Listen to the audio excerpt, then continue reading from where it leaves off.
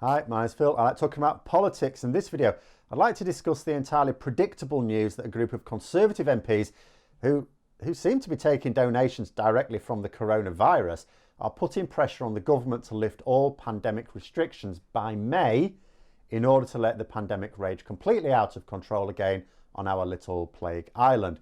But first, if you'd like to be notified of daily news and politics, please subscribe to the channel and click the bell notification icon. So, as usual, much of the right-wing press in Britain, which is most of it, is raving about pubs opening for Easter. Now, I will say at this point, when we talk about, the government are planning to do this, that and the other, the government haven't announced anything yet. They're not doing that for a week today, but they are giving an awful lot of off-the-record briefings to journalists, as they have done throughout the pandemic. So, lots of newspapers reporting on this plan for pubs to open for Easter or roundabout then with an outdoor service only, which in theory sounds maybe like it could be okay. I'd still like to read more detailed expert views on this, but then those detailed expert views would have to be based on detailed government guidance, which hasn't emerged yet. But transmission is way lower outdoors, way lower. But I do wonder how outdoors a pub garden really will be. It sounds like a stupid question, it is outdoors, but normally what happens, see, in this part of the world we tend to get the odd spot of rain. It is known in the UK. And normally what would happen is if it rains, you're in the pub garden and you go inside the pub, out of the elements. Now, if it's only the garden that's allowed, it's only the outdoor setting that you're allowed to drink in, then what happens then?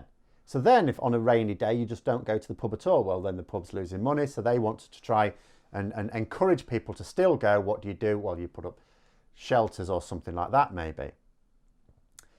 At what point does it still remain a way lower risk of transmission? Because the more protection you put against the elements, the less ventilation there is by definition. And the less ventilation is, then the higher the probability of transmission. So will the law say anything about this or not? Or will it just allow you to have a great big awning, even with flaps all halfway down the side, and still call it outdoors? I don't know. These are the sorts of questions that are just not being asked in the media.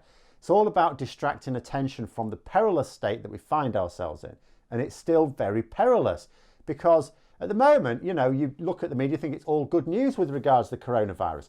The number of new cases per day and the number of deaths per day is reducing at a rapid rate. It's not just reducing, it's coming down quickly, and it hasn't slowed down at all, which is excellent. I really worried that the decline would level off at some point, as it has with other countries I've kept an eye on, like France, for example. We now have fewer new cases per day than when the second lockdown ended. But then this was also the time that I worried there'd be internal pressure from the Conservative nutters in the COVID recovery group, as they call themselves, which is a complete misnomer for a bunch of Tory MPs who seem to be supporting the virus rather than actually wanting to recover from it. They have called on the government to commit to ending all restrictions by the end of April, all of them. They don't want any coronavirus laws in place after this date, not a single one. They said there'd be no justification for doing so. And they've made this claim on the basis that all 9 of the priority groups will have been vaccinated by then. However, this is eye-wateringly wrong for 2 main reasons. 1, for all the news about how many people have received a vaccination, oh, it's brilliant, we'll vaccinate all these people, very few people have actually been vaccinated in this country. In Britain, you may be forgiven for thinking that we're doing loads better than other countries with our vaccination programme. Now, it is possible that over time, it will work out. Certainly the number of doses being given out per week is impressive. Of course it is. We gave it that job to the NHS. If only we'd have given test and trace to the NHS and PPE procurement as well, then we'd be in a much better place overall. But there's no evidence to say that we're actually getting on top of the vaccinations at the moment. We do not know that.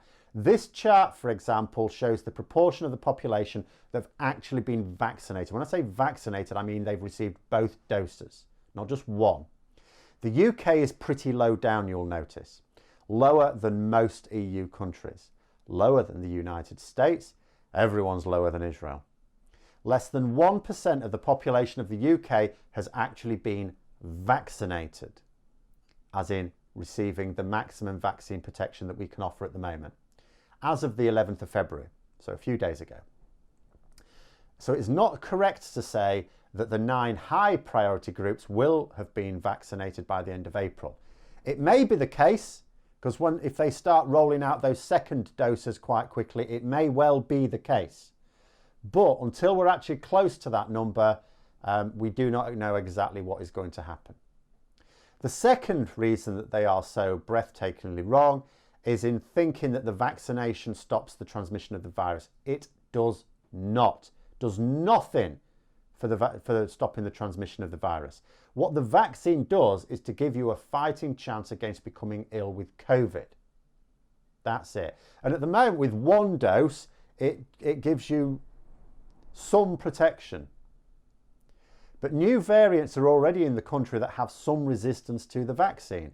And that, variants that also affect younger people more severely as well. So all the nonsense they kept saying about how the rate of transmission amongst younger people was negligible. I mean, it was wrong then, but it is even more wrong for the new variants, which are known to transmit more easily amongst younger people. Some restrictions are going to need to be in place for as long as the virus is a threat, and that will be for years. Now, of course, you wouldn't expect the same levels of restrictions that we have right now for that length of time, of course. And Professor Neil Ferguson, who's one of the senior epidemiologists who was working for the government, has said that, there may well not be need for any more lockdowns after this one. The implication being if we get things right. So if we get things right now, we can certainly look forward to a better future regarding the pandemic. But any decision to remove restrictions altogether, or even ease them back too quickly, will only result in exactly the same consequences as every other time we've done that. And no, the vaccine doesn't change that. The bottom line is that we are a poorly performing country regarding the coronavirus pandemic, one of the worst. We met one of our government set coronavirus pandemic targets yesterday. The government have set lots and lots of targets over the last year. We met one of them yesterday. It was the only one we've ever met. Our number of deaths is amongst the very worst in the world.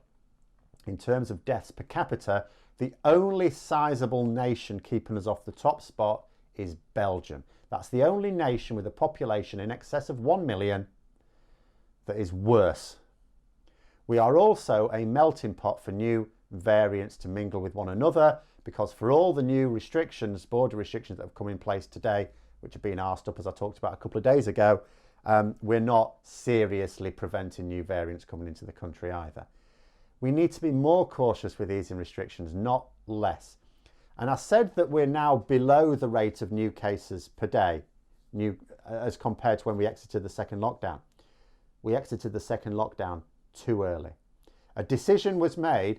The end date for that second lockdown was set at the start of the lockdown. They didn't say, we'll wait and see, we aim to do it for this, but we'll wait and see. They set a definite date and then they exited based on the date, not the data. Too early. As soon as we exited, the rate just went immediately straight back up. Of course it did, because it hadn't come down far enough. We still right now have a 7-day moving average of just under 14,000 new cases per day. That is ridiculously high still. Some are arguing that we should be careful with easing restrictions until we're down to 1,000 a day. Bear in mind that our test and trace program still wasn't coping even when we were down to that level. Because the idea of the lockdown is it gives your test and trace time to build back up. But we haven't been down to 1,000 new cases a day for half a year now. But I don't know that the government will wait that long. I really don't think they will. They were talking about wanting to phase in the reopening of schools in 3 weeks' time, 3 weeks today. And if the rate of new cases continues to fall at the current rate, and it won't fall faster, but it might carry on falling at the current rate, then we could be down to about 5,000 new cases per day then, which is still some distance off the low levels we experienced last summer. But then I saw a worrying report yesterday, more off the record briefings, nothing, from the government, but, off the record from government to journalists. And it's suggesting that the government are planning to open up schools on March the 8th. Not a few schools, not phasing them in, not certain year groups, just opening them up. Throwing it all open again. And they've not been made safe yet. I'm going to put a link in the description below to it's a Twitter link, but it's to a video of someone explaining what we need to do to make schools safe. We're not doing any of these things at all. None of them. And, you know, the idea of throwing open all the schools, I'm also told, according to these off-the-record briefings, is against the advice of scientists and the SAGE group, which is the government scientific advisors. So again, the government will be taking the scientific advice and then watering it down, thinking that that's an acceptable compromise. Like I keep saying, the scientific advice is not a negotiating position. It's what you need to do to be safe. But the lower the rate gets, the more pressure will come onto the government from their own MPs to ease restrictions. Dominic Raab was doing the rounds with the interviews, and we were talking about something else he said later on with Brexit. But on coronavirus, he was arguing against being too quick to ease restrictions, which was encouraging that even an imbecile like Raab is not as thick as some of those reckless backbenchers. But it's one thing to say that, and it's another thing to follow through. Because I'm losing a little bit of faith that the long-awaited roadmap that will be coming out in 1 week today will be based on sound scientific advice, because it certainly doesn't sound like it is. I am all too aware, by the way, that some of these Tory MPs calling for these restrictions to be lifted aren't necessarily in favour of lifting the restrictions. It's just a political game for some of them. The life of a backbencher, it's brilliant. You know, you can argue for something that you know the government will never actually do, and then get to claim that everything would have been brilliant if only your advice had been heeded. In politics, you never face the consequences of policies that are never implemented. Actually, distressingly all too often, if you're a Conservative, you don't face the consequences even if they are implemented. But I do worry that the government won't be able to resist coming out of restrictions too soon for long. This COVID lobby group claims to represent 63 Conservative MPs. That is enough to wipe out Johnson's majority in Parliament if opposition MPs joined them on something. Not that opposition MPs would join them on easing out of restrictions too early, of course they wouldn't, but they could play silly buggers with a vote on another aspect. But the lower the rate gets, even if it remains high, and the more people that the government misleadingly claim have been vaccinated, the more other Conservative MPs might decide that they need to press the government into quicker action on lifting restrictions. And this is all because the government are not being honest. If they were, it wouldn't be possible to make this brainless argument. These lunatics are saying, well, 88% of deaths occur in these vulnerable groups. And by this point, these vulnerable groups will have all had a dose of the vaccine. So there's no justification, in any coronavirus restrictions after this point. The message should be forcibly presented that, first of all, one jab provides some protection against the virus, in the same way that headgear offers some protection against concussion in boxing or rugby. It's not immunity. It's not even overwhelming protection. It's significant protection. It's way, way better than nothing, but not as good as full protection.